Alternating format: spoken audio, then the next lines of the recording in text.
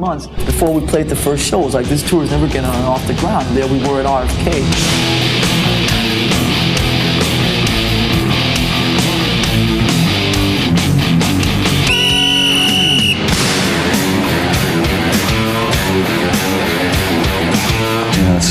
Almost that tour that everybody said it shouldn't happen just because it's too cool a tour. And we have such a camaraderie with the Metallica guys, so it's sort of like this little mini army that's just going against all standards and all the rules or history.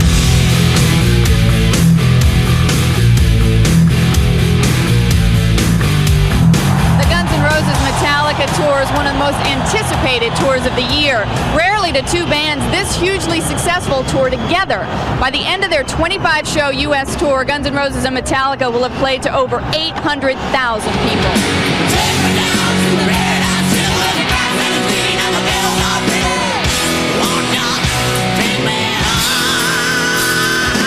One of the big things I learned was that everybody had wanted this tour so bad and worked so hard to make it, to be able to do this tour, you know, Metallica through their touring and through our touring, to be able to do a stadium tour together, that we thought that when we got here it'd just be perfect, it'd be so cool.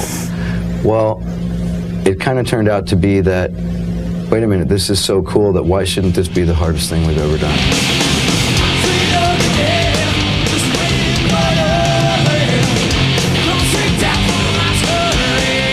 What you basically have out here is you have two full, you know, you have all the steel and all that crap, but you have two bands that have basically each their own production. We have our whole thing with the mirrors and the snake pit and drum kits and flip around everywhere and all that kind of crap. We have a horn section now, and we've had for a while. And another, we have Teddy Andriatis, he plays harmonica and keyboards as well. So you have that, we have backup singers.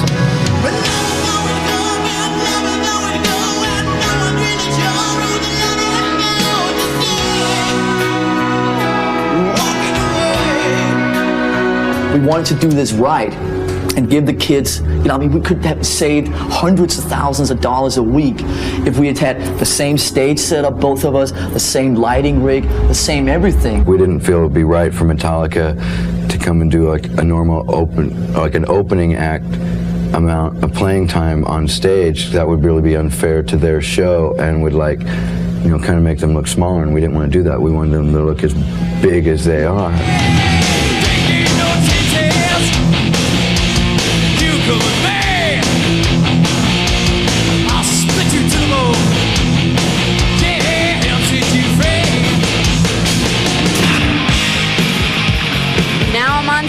Duff McKagan. It's a couple hours before the show, and Duff's going to take us around back here to show us how this stage set is actually put together. After Metallica goes off, it can take up to about 2 hours for their stage set to be ready, and Duff's going to show us what they're actually doing during that time. I don't know. Ready? I don't know how they do it. You better know. I'll wing it. Welcome to the jungle. We got fun and games. This is Axl. That's yeah, Axl. And the reason it says no smoking is because of oxygen tank. What do you do to keep your voice in good shape? Do you drink honey and tea, or what's this? Ginseng? Honey and tea. Honey and tea. How many bases do you keep with you on stage? I'd have 3. Are they tuned differently? Or No. they're exactly the same? I've broken like 6 of them. That's a monitor board. These guys get fired most often. These guys. Let's walk out there. Come on.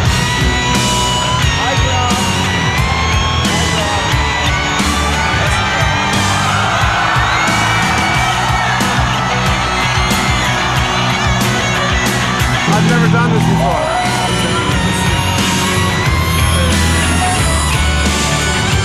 It's Teddy's washboard. Isn't that cool? And this is my stuff. You know, my old punk rock thing and vests and... Your new punk rock stuff? No, this is Gianni Versace. Ah, very nice. Seems to be a favorite among the band, that designer. Yeah, and he loves us too. It's Slash's stuff.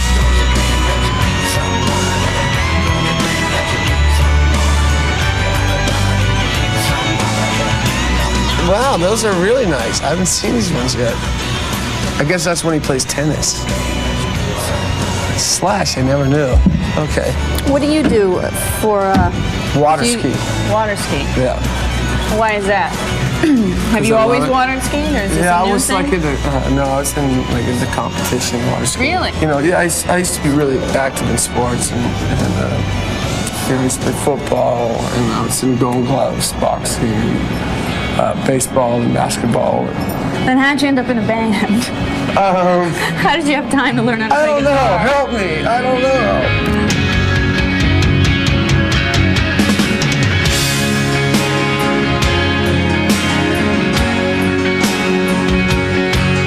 There's a lot of people we get to play in front of that probably wouldn't come see us on our own, so it'll work good for us. Do you think that a typical Guns fan is someone that also likes Metallica? Probably now, hopefully.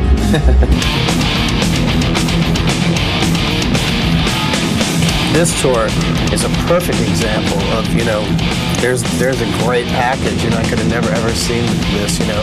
Recession or not, nobody's going to miss this.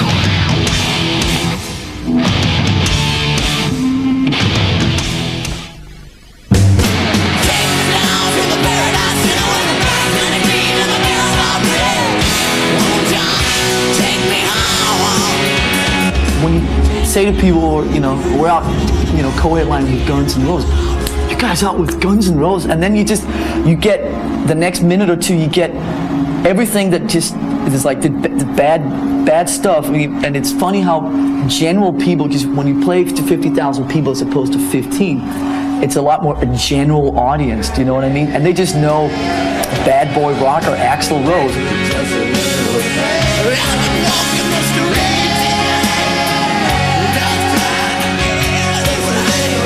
He's been really easy going about a lot of this stuff lately, so to give credit where credit's due, I know what his reputation is. How do you think he's changing, though? Is he just He's just seeing been a lot the more effect? positive and a lot more willing to deal with sort of the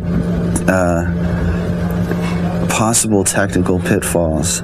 Instead of like shying away from it and just getting pissed off and making it worse, he actually is into making everything better. Just a little patience and a really good monitor man. I read that you said you did like 7 years of therapy in 1 year or something. Yeah, I mean, I was like, you know, I'd come off stage and either get on the phone or have the person fly out personally and do 4 or 5 hours right after stage. You know, where like someone goes like once a week to like work out their problems for like a half hour, an hour, and I was doing 4 or 5 hours a day. You know, like every day. Is it helping? And you were at the show tonight. It seems to be fine. I'm in a good mood now. Yeah. So. Just a little patience. Any negative aspect, I got to turn into something bigger. Like if we did a long show, and you know, we did a show where we played like 3.5 hours in one of the Carolinas, North Carolina or something, like Greensboro, North Carolina. But then there was this comic book about how the crowd was bored and leaving, and there was no one there. It's Well, like they didn't seem some bored. of the people in the back were leaving because they had to get up in a couple hours for work or something. I mean, I remember when I was a kid, man, waiting for Aerosmith for hours in their partying days, and just everything's changed. People now, at least the younger kids, are very into, I mean, they want something more than the last person did, you know? Maybe they're a bit spoiled.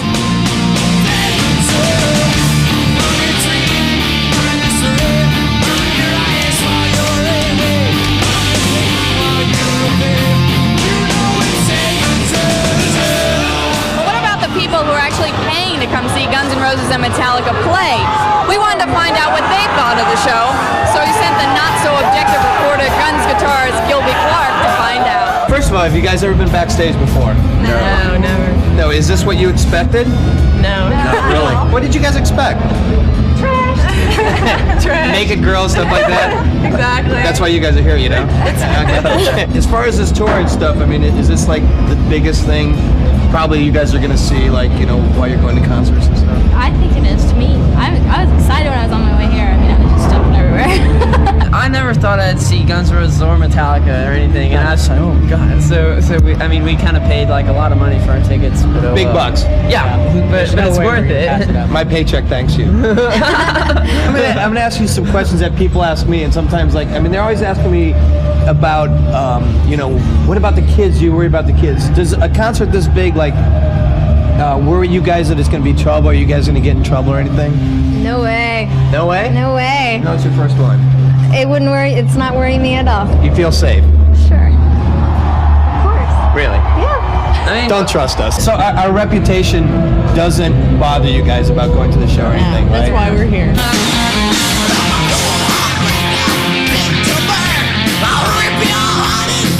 What do you think of Houston? Houston is a pretty wild town. We try to extend our trip. Whenever we come to Texas, we like hanging in Texas. What's your favorite city? Probably one of my favorite cities is New Orleans. In America, anyway. It's a really strange place. I don't think there's another city in the world like New Orleans.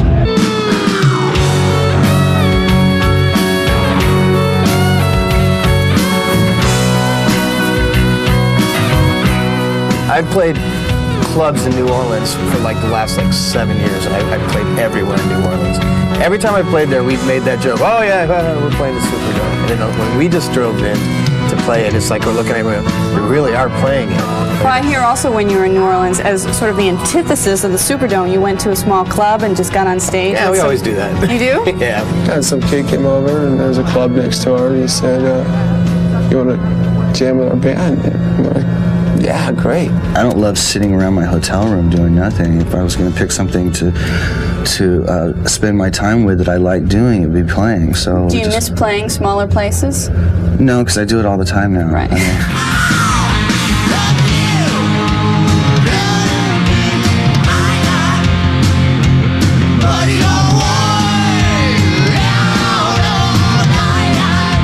We have these great parties that Axel's been kind of putting on, other theme parties. We've had Indianapolis night where they brought in the 2 Formula One cars. And bought a big checkered rug and had a bunch of girls, that look like, when somebody wins a race, they have the girl that kisses the guy. Is this the room where it would be? No. No, okay. I think the theme party would be, where is it?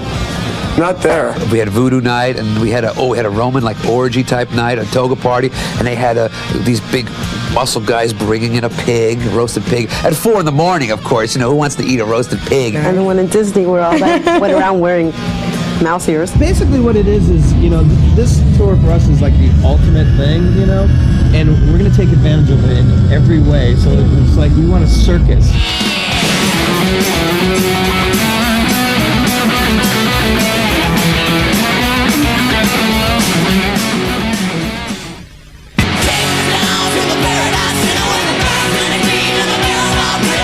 When you play these stadiums and stuff like that, every show has kind of a different personality. And when we played in Pittsburgh, for instance, the whole time we were on stage, it was just pissing down. And raining? Yeah, raining. And for 2.5 hours, you're just out there in these storms and stuff, and it really created a great vibe. New York shows went really good. Why? It just happened, I guess. When we're on later in the night, when it's all dark, you get to utilize your lights more, and I think we look better in the dark.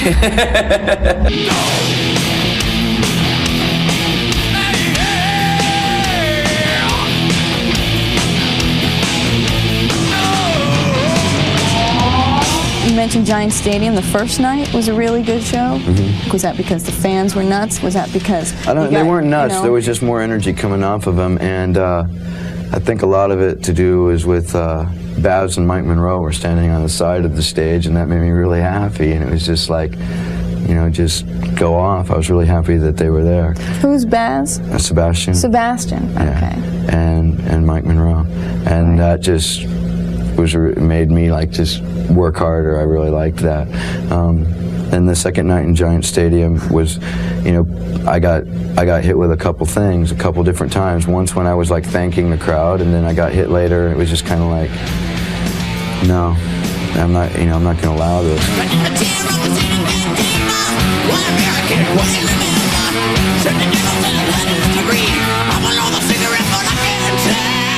Seems like Guns N' Roses have packed a whole career of controversy into just one tour. The Guns N' Roses Metallica shows have not gone off without a hitch. There have been riots, legal hassles, and technical problems. If you haven't noticed, I ain't playing a guitar tonight. For obvious reasons. Montreal was just really creepy. Nothing against the people in Montreal. We had a great time hanging out there. I think it was the building itself. It was like the first show back after like 4 dates, so Axl had some problems with his throat and so on. So we're back again, Montreal. Everybody was very excited to be back and playing, and for the first hour and 10 minutes or whatever we played, I mean, it was great. It was really good for us. It was looking to be one of the best ones.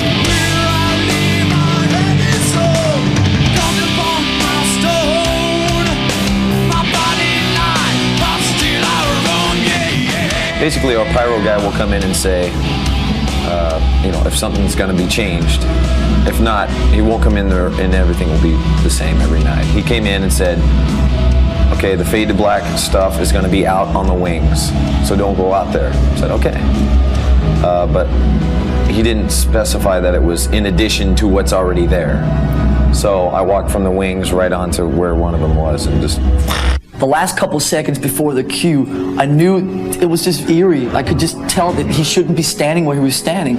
And then the flame from hell just comes. It's like moving down the stage, 8 feet tall, and just completely engulfs him. We got a friend of ours, brought him out from a band called Metal Church. He's filling in for us. I want you to give Mr. John Marshall a hand over here.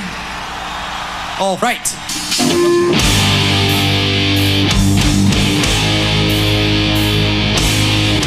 So how are you? What is the prognosis with your arm? Let's get that over with. Sucks. It's burnt.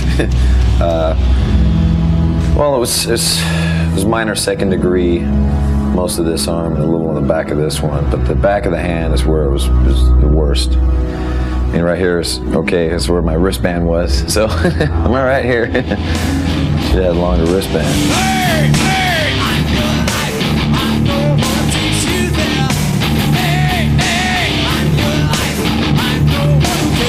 When I left the hotel and they said James was burnt, I knew something. I just felt it. It just felt wrong. So we hustled on as soon as we could. It was a couple hours people were waiting. So already they were like, And when we got up there, they were just really dead, and people were sitting down. And what happened then? I mean, you got out there and we got out there, you played anyway. The PA fed back the entire time. The monitors fed back the entire time. The crowd was like non-existent. We had just stopped the tour because I had throat problems.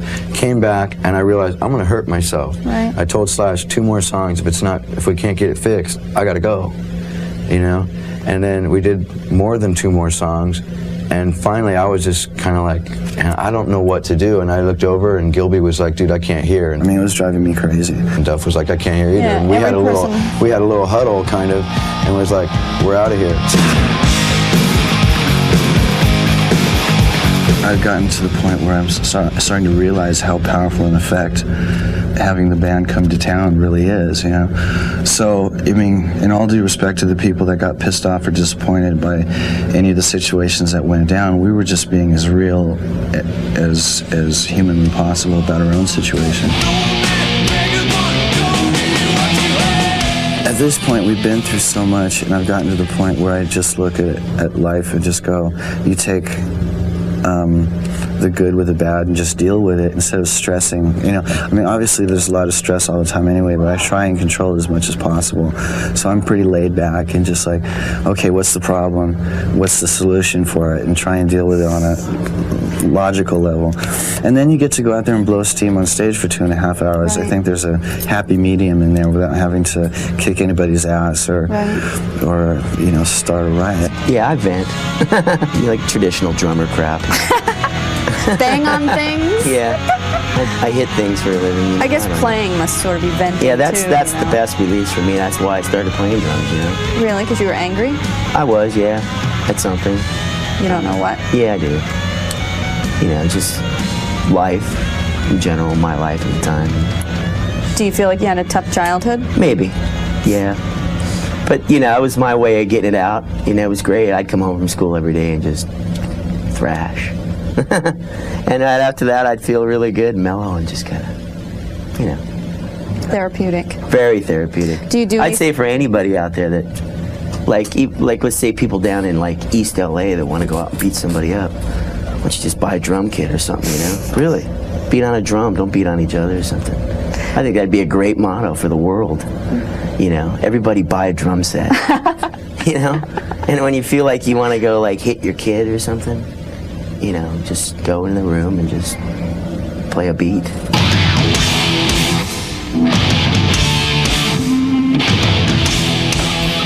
Is there a physical regimen that you go through before you go on stage? Do you do anything special? If I notice that I'm getting run down, if I notice I have a show where I'm really tired, then I get back into a workout program. And I have like this special machine called a ROM that you can do a half-hour workout in 4 minutes.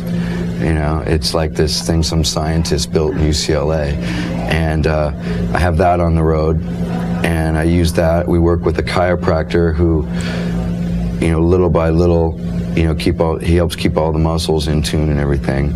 You know, I'm on a vitamin program and stuff like that, basically just general health, but something I've never concentrated on, and this show, the way we perform, demands it.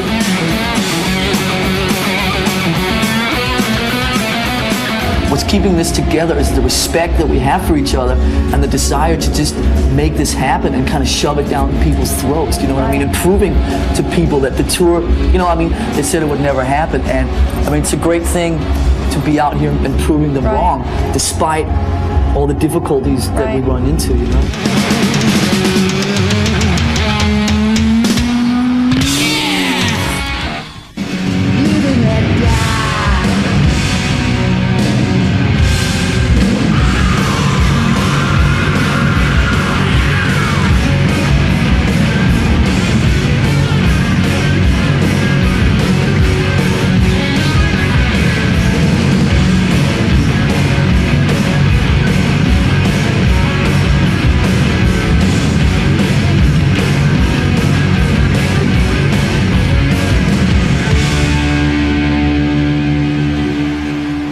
There's something very Spinal Tap about this whole thing.